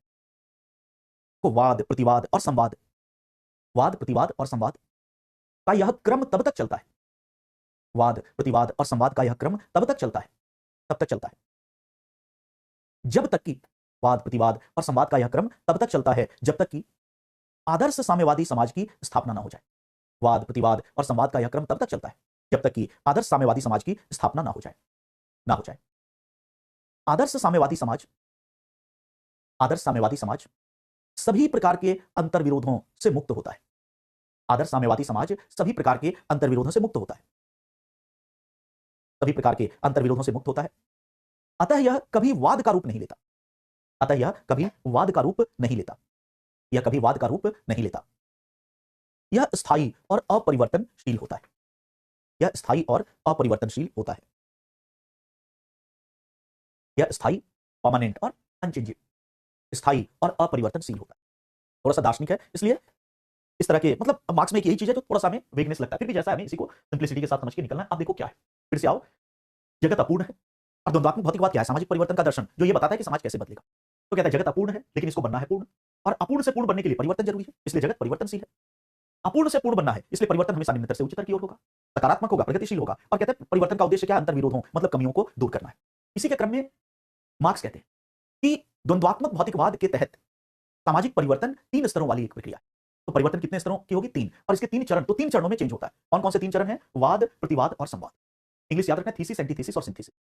कहता है वाद प्रारंभिक अवस्था है, इसका मतलब पहली वाली अवस्था वाद है। वाद में इसका अंतर्विरोध छिपा हुआ है, कमियां छिपी हुई हैं, तो प्रत्येक अवस्था में उसकी कमियां होती हैं और वो कमियां प्रतिवाद या एंटीथीसिस है। और वाद और प्रतिवाद के द्वंद से एक नई अवस्था जन्म लेती है जिसको संवाद कहते हैं। एक चार्ट से समझो, एग्जाम में भी ये चार्ट आप बना सकते हैं। जैसे मार्क्स कहेगा कि वाद है, कोई भी अवस्था से शुरू कर सकते हैं। जैसे मान लो कि हम पूंजीवाद की ही बात करें, तो अगर हम पूंजीवादी समाज पर इस पूरी थीसिस को लागू करें तो हम ऐसे कर सकते हैं कि पूंजीवाद से यदि हम शुरू करें तो पूंजीवाद क्या है, टी है, थीसिस, थीसिस का मतलब वाद। तो फिर कहते हैं पूंजीवाद में ही इसके अंतर्विरोध पाए जाते हैं। इसका मतलब अपूर्ण है ना पूंजीवाद।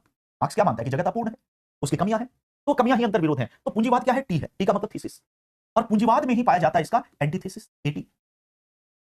पूंजीवाद से अगर हम शुरू करें तो पूंजीवाद किसी भी व्यवस्था से, सामंतवाद से शुरू कर सकते हैं। तो अगर हम यहां सामंतवाद रखें तो सामंतवाद एक वाद है। वाद का मतलब विचारधारा नहीं है, ध्यान रखना, अवस्था। तो समाज की एक अवस्था, पहली अवस्था वाद है। जैसे हम पूंजीवाद को ले, पूंजीवादी समाज का विश्लेषण करें तो कहेगा कि पूंजीवाद वाद है, इसका मतलब थीसिस है। और पूंजीवाद में बहुत सारी कमियां हैं, और जो कमियां हैं वही उसका एंटीथीसिस है, अंतर्विरोध है। इसी तरह सामंतवाद अगर वाद है तो उसकी कमियां उसका अंतर्विरोध है। अब चूंकि ये अंतर्विरोध है इसलिए दोनों में क्रिया प्रतिक्रिया होगी। ए आर का मतलब एक्शन और रिएक्शन। भाई अगर मैं हूं और मेरी अपोजिट चीज है तो मेरे में और अपोजिट में क्रिया प्रतिक्रिया होगी, और उसी को द्वंद कहता है, एक एक्शन रिएक्शन द्वंद। और कहता है इस द्वंद के कारण एक नई अवस्था आएगी जिसका नाम है सिंथेसिस, सिंथेसिस। वाद प्रतिवाद और इन दोनों के एक्शन और रिएक्शन से अब पूंजीवाद खत्म हो जाएगा। पूंजीवाद की जगह एक नई अवस्था सिंथेसिस। फॉर एग्जांपल हम कहें कि सर्वहारा की तानाशाही, सर्वहारा की तानाशाही। तो सर्वहारा की तानाशाही क्या होगी, सिंथेसिस हो गया। वाद और प्रतिवाद, तो पूंजीवाद में इसका अंतर्विरोध है, दोनों में तनाव चला, संघर्ष चला, और तब एक नई अवस्था आई, सर्वहारा की तानाशाही, सिंथेसिस है। अब देखो परिवर्तन हुआ, पूंजीवाद किसमें बदल गया, सर्वहारा की तानाशाही में। यह भी मार्क्स कहता है कि परिवर्तन हमेशा सकारात्मक होता है। तो इसका मतलब कि पूंजीवाद में अगर 100 कमियां थी तो इसकी बहुत सारी कमियां यहां खत्म हो गई, क्योंकि अगली अवस्था एक सीढ़ी हम ऊपर चढ़ गए। तो अब सर्वहारा की तानाशाही में हो सकता है केवल 50 कमियां बची। तो इसीलिए पूंजीवाद से हमेशा सर्वहारा की तानाशाही अच्छी है। ये थीसिस से सिंथेसिस हमेशा अच्छा है, लेकिन अभी भी 50 कमियां तो है, और समाज को क्या बनना है, कमी रहित, परफेक्ट। तो अभी भी 50 अंतर्विरोध है, और इसीलिए ये सिंथेसिस फिर एक थीसिस बन जाएगा, एक नया थीसिस बन जाएगा। तो जब ये अवस्था आएगी तो फिर एक वाद बन जाएगी, और फिर इसका प्रतिवाद हो जाएगा। इसका मतलब अब जो सर्वहारा की तानाशाही के अंतर्विरोध है वो इसका प्रतिवाद बन जाएगा। फिर दोनों में एक्शन और रिएक्शन होगा, द्वंद होगा, और फिर एक्शन से एक नई अवस्था आएगी, उसको कहता है आदर्श साम्यवादी अवस्था।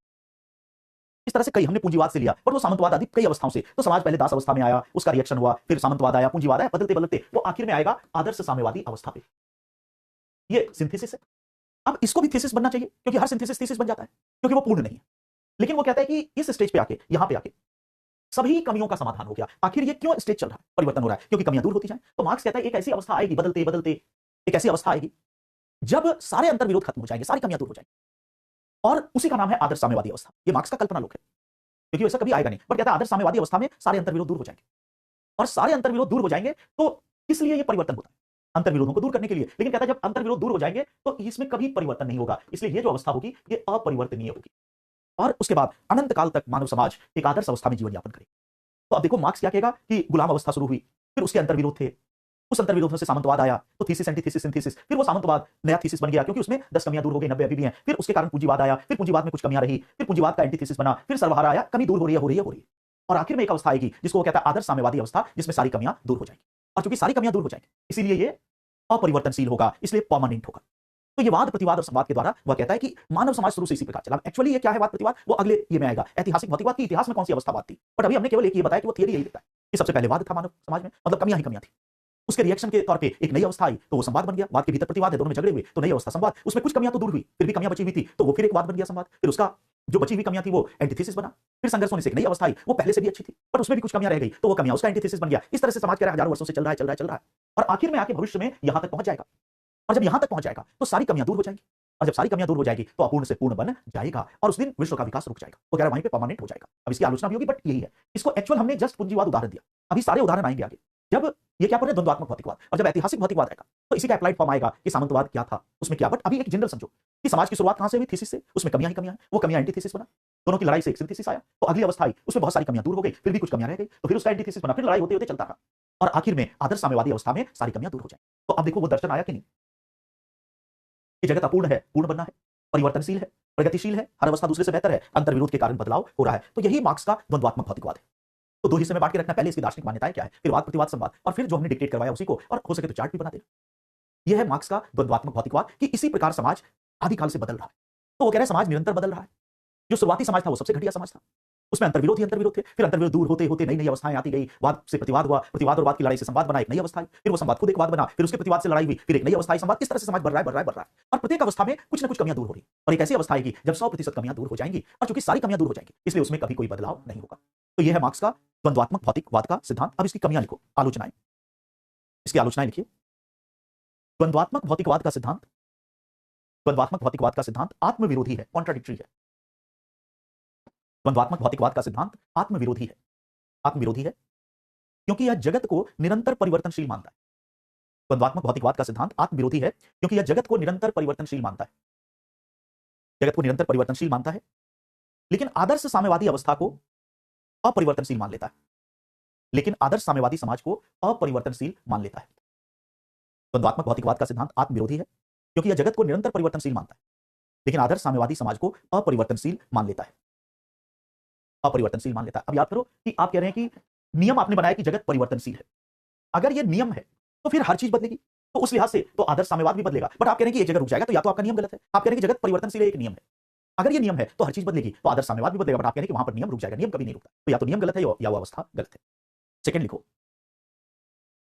भौतिकवादी होने के कारण, भौतिकवादी होने के कारण यह का मतलब द्वंद्वात्मक भौतिकवाद, भौतिकवादी होने के कारण यह ईश्वर और पारलौकिकता का निषेध करता है। कोई गॉड नहीं है, कुछ नहीं है। भौतिकवादी होने के कारण यह ईश्वर और पारलौकिकता का निषेध करता है, ईश्वर और पारलौकिकता का निषेध करता है, जिससे समाज में उपभोक्तावाद को बढ़ावा मिलेगा। या ऐसा लिखो, जिससे समाज में भौतिकता को बढ़ावा मिलेगा, जिससे समाज में भौतिकता को बढ़ावा मिलेगा, और समाज के सामने, जिससे समाज में भौतिकता को बढ़ावा मिलेगा और समाज के सामने नैतिकता का संकट आ जाएगा। भौतिकता को बढ़ावा मिलेगा और समाज के सामने नैतिकता का संकट आ जाएगा। भौतिकता को बढ़ावा मिलेगा और समाज के सामने नैतिकता का संकट आ जाएगा, नैतिकता का संकट आ जाएगा। इसका मतलब भौतिकवाद में सब कुछ भौतिक है, ईश्वर है ही नहीं। तो जिस समाज में ये मान लिया जाए कि गॉड नहीं है, वहां सांसारिक ही सब कुछ हो जाएगा, खाओ पियो मौज करो, और खाओ पियो मौज करो की संस्कृति एक अनैतिक दुनिया को जन्म लेगी। इसलिए गॉड इसलिए चाहिए कि हम उससे डरें, हम सच्चाई की ओर बढ़ें। तो कुछ लोग ये भी आलोचना करते हैं। तीसरा लिखो, यह कहना भी गलत है, यह कहना भी गलत है कि प्रत्येक विकास, यह कहना भी गलत है कि प्रत्येक विकास निम्नतर से उच्चतर की ओर होता है। यह कहना भी गलत है कि प्रत्येक विकास निम्नतर से उच्चतर की ओर होता है। यह कहना भी गलत है कि प्रत्येक विकास निम्नतर से उच्चतर की ओर होता है, तो लोअर से अपर की ओर होता है। यह कहना भी गलत है कि प्रत्येक विकास निम्नतर से उच्चतर की ओर होता है। इसका मतलब मार्क्स क्या मानते हैं कि हमेशा परिवर्तनशील है, लेकिन विश्व में इसके उदाहरण हैं कि हमेशा बेहतर ही नहीं होता है। जैसे आप देखिए यूरोप का इतिहास, तो यूरोप में लोकतंत्र था, लोकतंत्र को खत्म करके हिटलर की तानाशाही आ गई, और इटली में भी लोकतंत्र था, उसको खत्म करके मुसोलिनी की तानाशाही आ गई। तो हिटलर लोकतंत्र के बाद आया, तो क्या हिटलर श्रेष्ठ माना जाएगा? इसी प्रकार म्यांमार में अभी देखो कि पहले डेमोक्रेसी था, उसके बाद सैनिक शासन आ गया।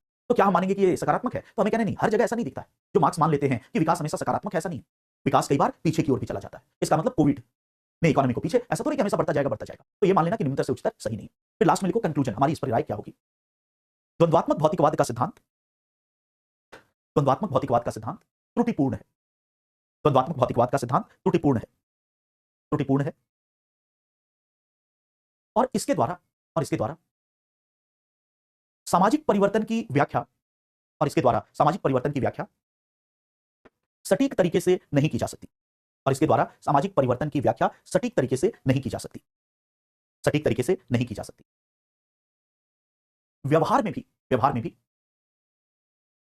मार्क्स की भविष्यवाणियां जो द्वंद्वात्मक भौतिकवाद पर आधारित थी व्यवहार में भी मार्क्स की भविष्यवाणियां जो द्वंद्वात्मक भौतिकवाद पर आधारित थी गलत सिद्ध हुई व्यवहार में भी मार्क्स की भविष्यवाणियां जो द्वंद्वात्मक भौतिकवाद पर आधारित थी गलत सिद्ध हुई आगे पढ़ेंगे कि मार्क्स ने कहा था कि पूंजीवाद खत्म होगा फिर मजदूरों का शासन आएगा फिर एक आदर्श आ जाएगा अभी तक कुछ नहीं रूस में पूंजीवाद तो खत्म हुआ मजदूरों का शासन आया फिर पूंजीवाद में रूस घुस गया इसका मतलब कहां आया आदर्श चीन में दूर दूर तक आदर्श नहीं तो उसने जो कहा था वो व्यवहार में भी सत्य नहीं हुआ आगे लिखो द्वंद्वात्मक भौतिकवाद एक अस्पष्ट दर्शन भी है एक क्लैरिटी भी नहीं द्वंद्वात्मक भौतिकवाद एक अस्पष्ट दर्शन है क्लैरिटी नहीं द्वंद्वात्मक भौतिकवाद एक अस्पष्ट दर्शन है अतः वर्तमान समय में इसे स्वीकार नहीं किया जा सकता इसको सही नहीं माना जाए अतः वर्तमान समय में इसको स्वीकार नहीं किया जा सकता वर्तमान समय में इसे स्वीकार नहीं किया जा सकता यह केवल इस रूप में महत्वपूर्ण है यह केवल इस रूप में महत्वपूर्ण है कि यह मार्क्सवाद के सिद्धांतों का दार्शनिक आधार है यह केवल इस रूप में महत्वपूर्ण है कि यह मार्क्सवाद के सिद्धांतों का दार्शनिक आधार है यह केवल इस रूप में महत्वपूर्ण है कि यह मार्क्सवाद के सिद्धांतों का दार्शनिक आधार है तो मार्क्सिज्म का एक फिलोसॉफिक बेस है अदरवाइज हमें कुल मिलाकर कहना कि ये थियरी आज कोई स्वीकार नहीं करता आगे देखेंगे जो भी भविष्यवाणियां थी क्रांति होगी वो उस तरह से नहीं हुई काफी कम जगह हुई तो आज यह एक स्वीकार्य दर्शन नहीं है ये मार्क्स की पहली थियरी है यहां पर मार्क्स खुद क्लियर नहीं है आगे देखेंगे कि हर चीज मार्क्स की क्लियर मिलेगी पर ये चीज थोड़ी अस्पष्ट है तो आपको भी प्रयास करना है कि इसको जितना समझ के लिख के अपना काम निकाल लेना एक व्यवहारिक नजरिया अपनाते हुए तो अब हमने देखा द्वंद्वात्मक भौतिकवाद अब यहां से और थोड़ी सी इसी से रिलेटेड चीजें उसको कर ले एक हेडिंग तो हीगल और मार्क्स की तुलना क्योंकि ये द्वंद्वात्मक पद्धति मार्क्स से पहले हीगल दे चुका है तो दोनों में डिफरेंस क्या है अभी इस पर भी प्रश्न आ जाए हीगल और मार्क्स की तुलना क्योंकि मार्क्स ने द्वंद्वात्मक पद्धति कहां से ली है हीगल से तो कुछ लाइनें में लिखवा रहा हूं उसको लिखो हीगल और मार्क्स की तुलना हीगल भी जर्मनी का विचारक है जो मार्क्स से पहले का है मार्क्स से पहले हीगल ने द्वंद्वात्मक प्रत्ययवाद इंग्लिश में कहेंगे डायलेक्टिकल आइडियलिज्म मार्क्स से पहले हीगल ने द्वंद्वात्मक प्रत्ययवाद का विचार दिया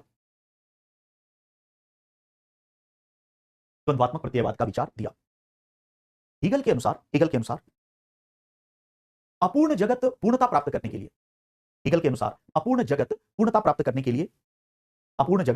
प्राप्त करने के लिए वाद प्रतिवाद और संवाद तीनों उसी ने यूज किया अपूर्ण जगत पूर्णता प्राप्त करने के लिए वाद प्रतिवाद और संवाद के चरणों से गुजरता है वाद प्रतिवाद और संवाद के चरणों से गुजरता है जिसे हीगल ने द्वंद्वात्मक पद्धति कहा तो मेथड जिसे हीगल ने द्वंद्वात्मक पद्धति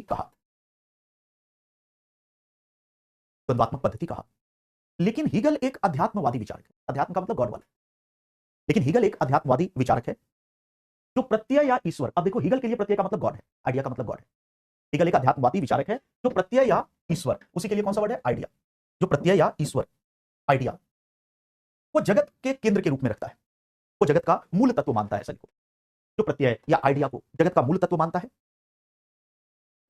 है ईश्वर या प्रत्यय आइडिया का मतलब गॉड है कंफ्यूज नहीं करना आइडिया गॉड उसी को आइडिया कहता है ईश्वर या प्रत्यय मतलब आइडिया ईश्वर या प्रत्यय ही चराचर का मतलब सजीव निर्जीव जो भी इस जगत में पूरा जगत ईश्वर या आइडिया ही चराचर जगत के रूप में अभिव्यक्त होता है ईश्वर या प्रत्यय ही चराचर जगत के रूप में अभिव्यक्त होता है इसका मतलब देखिए हीगल भी द्वंद्वात्मक पद्धति को मानता है वो भी मानता है वाद प्रतिवाद संवाद तो जगत में कमियां धीरे धीरे दूर होंगी पर कहता है इस सबके केंद्र में ईश्वर है और वहीं पर अब हीगल बहुत लंबा दार्शनिक है उस पर हम लोग जा नहीं सकते बट इतना जानो कि वही real is rational rational is real जो ऐसे में कथन आया अभी जो ऐसे में कथन आया वो real is rational rational is real तो रियल का मतलब आइडिया रैशनल का मतलब जगत तो जो रियल है वही रैशनल जो रैशनल वो रियल है वही चराचर जगत के रूप में अभिव्यक्त करता है तो वही कभी वाद बनता है कहीं प्रतिवाद बनता है संवाद और वो क्यों बनता है तो कहता है वो पूर्ण है लेकिन वो खुद को पहले अपूर्ण कर लेता है तो कुछ इस तरह से कि जिसको हम भारतीय दर्शन में लीला कहते हैं कि कभी उसको ब्रह्म को मन होता है लीला करने का तो वो तो परम है पर उसको मन होता है थोड़ा लीला को अपने से जगत को उत्पन्न करता है भारतीय दर्शन भी कहता है तो अपूर्णता आ जाती है उस परम में ही फिर धीरे धीरे पूर्ण दूर होते होते सबको अपने में विलय कर लेता है तो कुछ वैसे ही बात करें तो वाद प्रतिवाद संवाद की पद्धति तो देता है लेकिन उसके केंद्र में हीगल किसको रख लेता है ईश्वर को इसलिए उसको प्रत्ययवादी या आदर्शवादी कहते हैं मार्क्स ये वाला हिस्सा ले लेगा उसको रिजेक्ट कर देगा आगे लिखो मार्क्स ने हीगल से द्वंद्वात्मक पद्धति को अपना लिया लेकिन उसने प्रत्यय या ईश्वर की जगह लेकिन उसने प्रत्यय या ईश्वर की जगह, प्रत्यय या ईश्वर की जगह भौतिक जगत को ही अंतिम सत्य माना। उसने प्रत्यय या ईश्वर की जगह भौतिक जगत को ही अंतिम सत्य माना, अंतिम सत्य माना, और वाद प्रतिवाद तथा संवाद के नियम को, और वाद प्रतिवाद तथा संवाद के नियम को, वाद प्रतिवाद तथा संवाद के नियम को समाज पर लागू कर दिया। वाद प्रतिवाद तथा संवाद के नियम को समाज पर लागू कर दिया, जिसके कारण उसका दर्शन द्वंद्वात्मक भौतिकवाद बन गया, जिसके कारण उसका दर्शन द्वंद्वात्मक भौतिकवाद बन गया, डायलेक्टिकल मटेरियलिज्म बन गया, जिसके कारण उसका दर्शन द्वंद्वात्मक भौतिकवाद बन गया, डायलेक्टिकल मटेरियलिज्म बन गया। और यहां पर मार्क्स का एक विश्व प्रसिद्ध कथन है, वो लिख लो मार्क्स के शब्दों में, और ऐसे लिखो, कभी ये आ जाए तो जो लिखा है ये लिख देना है। मार्क्स के शब्दों में इन्वर्टेड कॉमा लिखो, मैंने हीगल को, मैंने हीगल को, ये मार्क्स कह रहा है, मार्क्स के शब्दों में, मैंने हीगल को सर के बल उल्टा खड़ा पाया, मैंने हीगल को सर के बल उल्टा खड़ा पाया, मैंने हीगल को सर के बल मतलब शीर्षासन कर रहा था, उल्टा खड़ा था हीगल, मैंने हीगल को सर के बल उल्टा खड़ा पाया और वापस उसे सीधा पैरों पे खड़ा कर दिया, फिर उसको उलट के सीधा कर दिया और वापस उसे पैरों के, वापस उसे सीधा पैरों पर खड़ा कर दिया और वापस उसे सीधा पैरों पर खड़ा कर दिया। लाक्षणिक कथन है कि मैंने हीगल को उल्टा, इसका मतलब अगर मार्क्स और हीगल की तुलना करनी हो तो समानता भी है, क्योंकि देखिए मार्क्स में भी द्वंद्वात्मक है और हीगल में भी द्वंद्वात्मक है, ये दोनों में कॉमन है, वाद प्रतिवाद संवाद, पर डिफरेंस क्या है, वो ईश्वर के आधार पर व्याख्या करता है और मार्क्स भौतिक जगत समाज के में लागू करता है। और इसलिए कहता है कि हीगल आत्मा परमात्मा में उलझा हुआ था, तो वो सोच रहा था ठीक, बट उल्टा सोच रहा था, उसको सोचना चाहिए था समाज से, तो ऊपर सोच रहा था, तो उल्टा लेटा हुआ था, वो कह रहा हमने उसको सीधा कर दिया, मतलब हमने ये चीज उसकी ठीक थी तो ये ले ली, इसको हमने कट कर दिया, ये ले आया हीगल सीधा हो गया। तो ये कथन अगर आ जाए कि मैंने हीगल को, तो पहले दिखाना है कि द्वंद्वात्मक भौतिकवाद, द्वंद्वात्मक दर्शन वहां से लिया, प्रत्ययवाद है, ईश्वर है, यहाँ भौतिकवाद है, तो वाद प्रतिवाद संवाद तीनों में है, दोनों में है, लेकिन यहां पर वो समाज के संदर्भ। तो ये मार्क्स का पहला विचार है जिसको हम कहते हैं द्वंद्वात्मक भौतिकवाद। ये थोड़ा सा मैं फिर कह रहा हूं कि दर्शन है तो इसको लेकर घबराना नहीं, असली मार्क्स तो कल से शुरू होगा, जब वो समाज में इसको अप्लाई करेगा। यहां वो एक मोटी मोटी बातें बता रहा है वाद प्रतिवाद, लेकिन असली मार्क्स तो कल से शुरू होगा, जो आपको बहुत रोचक लगेगा। तो आज वाला मार्क्स वो मार्क्स है जो एक दार्शनिक की बात कर रहा है, बट फिर भी हमने इसको करवाया, तो इस पे सवाल जनरली आते नहीं, बट फिर भी एक हमने कर लिया कि कभी आ जाए द्वंद्वात्मक भौतिकवाद, क्योंकि समाज का जो राजनीति विज्ञान का विषय है वो कल से शुरू होगा, बट फिर भी आज हमने उसका दर्शन भी देख लिया। तो आज मैं समझता हूं कि यहीं पे हमें रुक जाना चाहिए, 10 मिनट में और कुछ हम लोग कर नहीं पाएंगे और मजा भी नहीं आएगा। तो कल से हम लोग मार्क्स के अगले हिस्से को पढ़ेंगे, अब आएगा मार्क्सिज्म का सोसाइटी में असली इंप्लीकेशन। तो आज यहीं पर मैं इस लेक्चर को खत्म करता हूं और कल मिलते हैं, बहुत विस्तार से यहां से आगे पढ़ेंगे। तब तक स्वस्थ रहिए, सुरक्षित रहिए, प्रसन्न रहिए सब लोग। थैंक यू, जय हिंद।